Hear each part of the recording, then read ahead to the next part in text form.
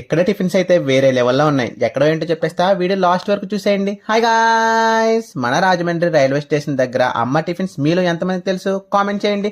ఇక్కడ టిఫిన్స్ అయితే అన్ని రీజనబుల్ గానే ఉన్నాయి. నేనైతే ఆనియన్ దోశ తీసుకున్నా, దీని ప్రైస్ వచ్చేసి 35 రూపీస్. టేస్ట్ అయితే ఇచ్చి పడేసింది. ఆ తర్వాత పూరి తీసుకున్నా, దీని ప్రైస్ కూడా సేమ్ 35 రూపీస్. ఇదైతే అలా ఆ కర్రీలో ముంచుకొని తింటే అదిరిపోయింది.